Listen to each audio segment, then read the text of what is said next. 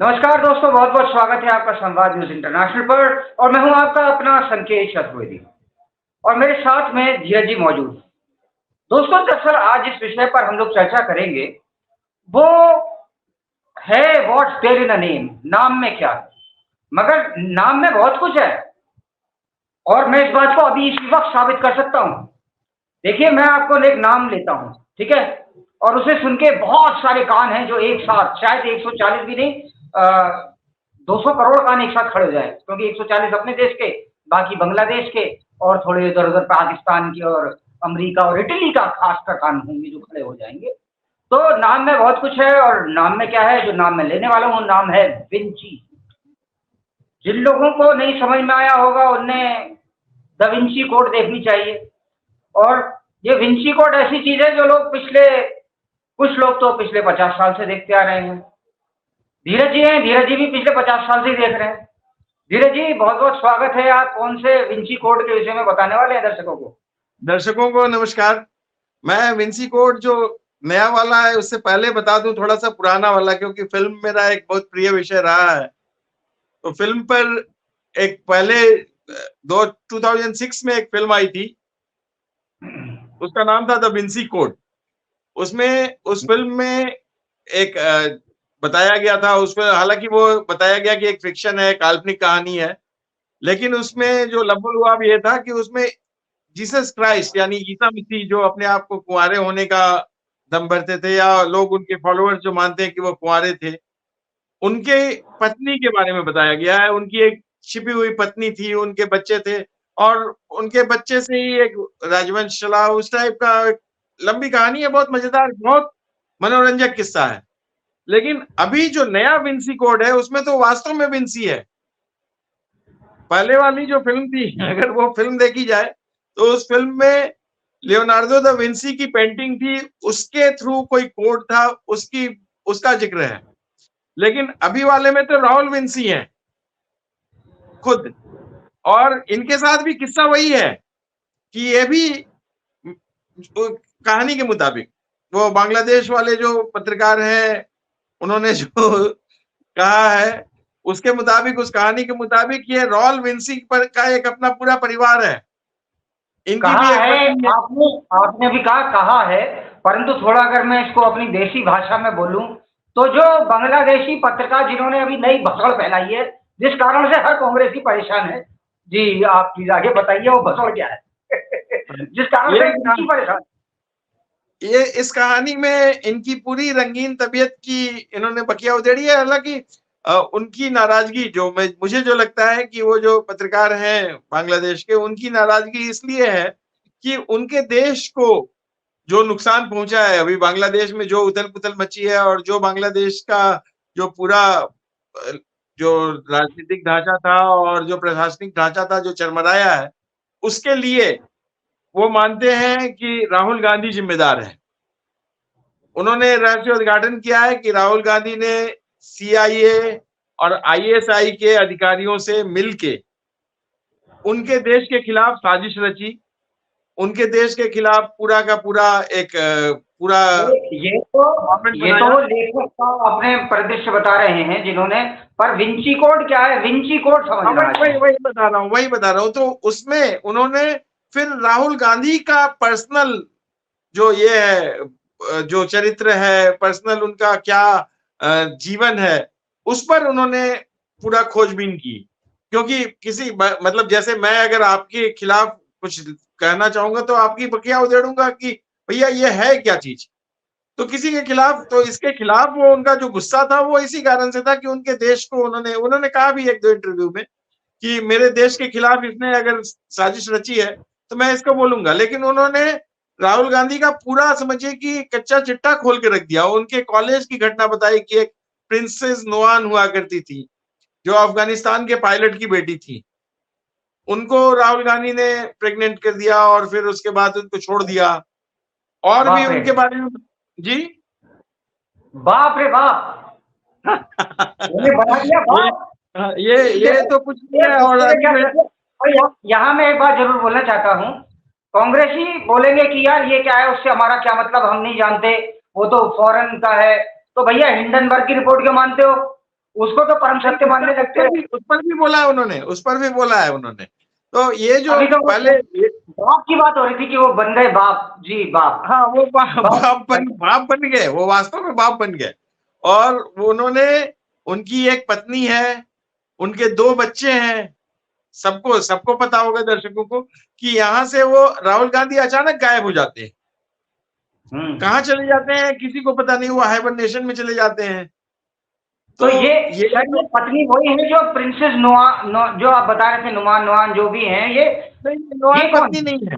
उनकी पत्नी का नाम है, पहले जो नाम था वो वेरोनिका था, वेरोनिका कार्टेली।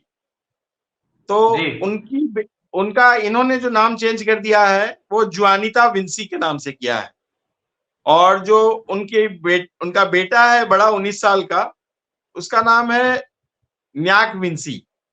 और बेटी अभी करीब 15 साल की है, उसका नाम है मिमिक विंसी। तो इन लोग बेसिकली वेरोनिका नाम था, वेरोनिका कार्टेली नाम था, जो अभी फुल फ्लेजेड पत्नी है वो, उसका इन्होंने जिक्र किया है। और वो बताया है कि वो एक ड्रग कार्टेल के किंग थे, जो बहुत बड़े स्मगलर हैं, उनकी बेटी है ये, कार्टेली नाम है। और जी ये अकॉर्डिंग टू हिज जो जर्नलिस्ट हैं, उनके अकॉर्डिंग जो उनकी पत्नी है। और वास्तव में वो जो कार्टेल के जो जिनके बारे में, जो व्यापारी हैं, जो ड्रग्स का धंधा करते हैं, उनकी बेटी के बारे में बताया गया है। तो वो वास्तव में इतने बड़े वो हैं, मतलब स्मगलर हैं, कि वो इनका टपका देते। इसलिए राहुल उसकी बेटी को धोखा देने की हिम्मत नहीं कर पाए। हैं कहाँ के? ये है कोलंबियन है, कोलंबियाई मूल की हैं ये, कोलंबियन है। इटली वाले भी हो, अब आप बता रहे हो कि बहुत मिलनसार हैं, तो इटली वाले भी हो सकती है। कृपा बराबर बरसती है, कृपा कहीं रुकी नहीं है। जैसे वो आलू की कृपा है, हरी चटनी से खाया था, लाल से खाया था। आते ना बाबा, हरी चटनी से खाया कि लाल से खाया, अगली बार हरी से खाना। इनने सारी चटनियां मिक्स करके खा डाली। ये कोलंबियाई मूल की महिला है, और कोलंबिया के ही वो जो इसके फादर हैं वो बड़े कार्टेली हैं, ड्रग कार्टेल के मालिक हैं, ऐसा कहा है। एक और कंपनी का भी जिक्र किया है इन्होंने, जो सलाउद्दीन साहब हैं, उन्होंने एक कंपनी का जिक्र किया है, उसका नाम है ला विंसी कार्टेली। उस कंपनी का नाम है, उसमें दोनों का सरनेम है, विंसी भी है, कार्टेली भी है। वो कंपनी जो है वो बेसिकली वो सलाउद्दीन है, ये सलाउद्दीन के लेख के ऊपर आधारित है सब कुछ। हाँ, सलाउद्दीन साहब ने जो कहा है, सलाउद्दीन चौधरी जो है, सलाउद्दीन शोएब चौधरी नाम है उनका, वो बांग्लादेश के पत्रकार हैं।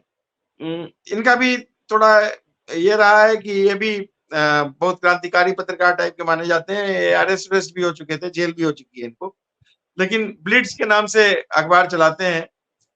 भारत में भी एक ब्लिट्स छपता था, लेकिन ये दूसरा ब्लिट्स है, ये बांग्लादेश का ब्लिट्स है।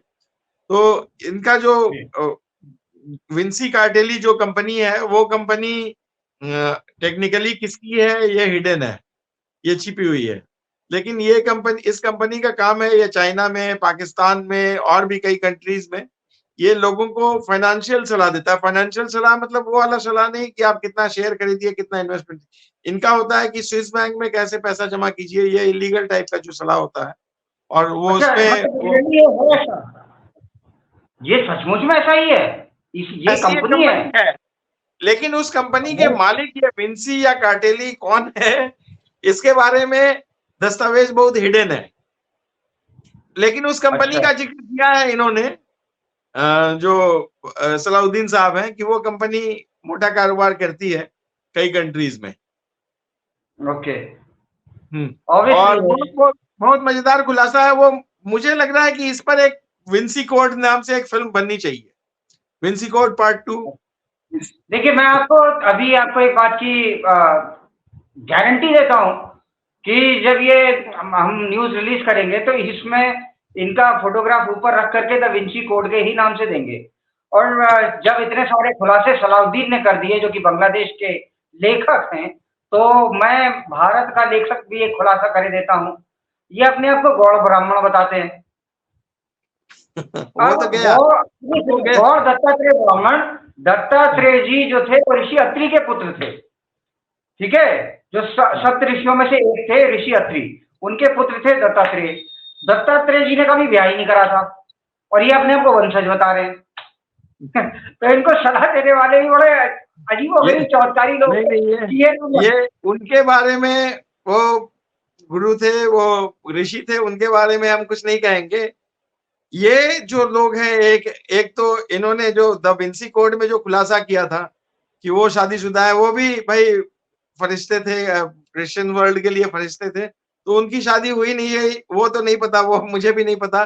विंसी कोड फिल्म में ऐसा कहा गया, लेकिन इनके बारे में पूरा का पूरा उन्होंने एक बाकायदा प्रमाण दिया है, बाल बच्चों का बाकायदा जिक्र किया है कि वो बाल बच्चे हैं, और उस महिला को कई बार इंडिया में देखा गया है इनके साथ।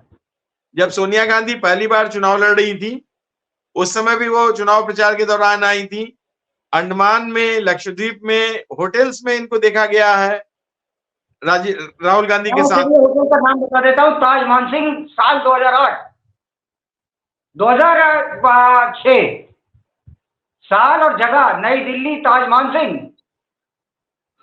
अब इससे ज्यादा साल भी बता दिया, जगह बता दी, नई दिल्ली में ताज मानसिंह, साल 2005, 6 और 7, 8। इससे बड़ा कोई रहस्य पर पर्दाफाश नहीं कर सकता। तो ये था हमारा आज का कार्यक्रम दोस्तों। उम्मीद है बहुत सारे जो राज हैं उनका मैंने पर्दाफाश करा है। और मैं इतनी सी बात जरूर आप लोगों को चलते चलते बताना चाहता हूँ कि हम लोग एक ऐसे समाज में रहते हैं जहाँ राम काल्पनिक थे, ये तो बड़े स्वतंत्र होकर कहा जा सकता है, परंतु जहाँ गांधी सरनेम लगा है, अब वो असली है नकली ये भी बात अलग है, पर जहाँ पर ये गांधी सरनेम लग जाता है, उनके विषय में बोलना ईश निंदा से कम नहीं होता।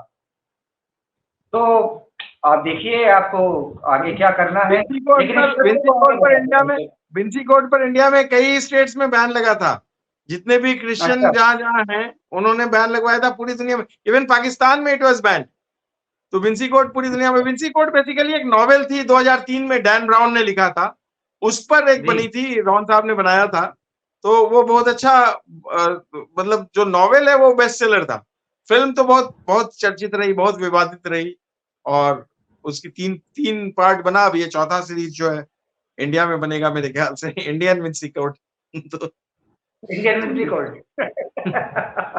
चलिए, बहुत अच्छा लगा धीरज जी आपसे बात करके, धन्यवाद। और दर्शकों, अगर आपने हमें यहाँ तक देखा हो तो आगे भी हमें देखने के लिए आप हमें सब्सक्राइब कर सकते हैं। जय श्री राम। जय श्री राम।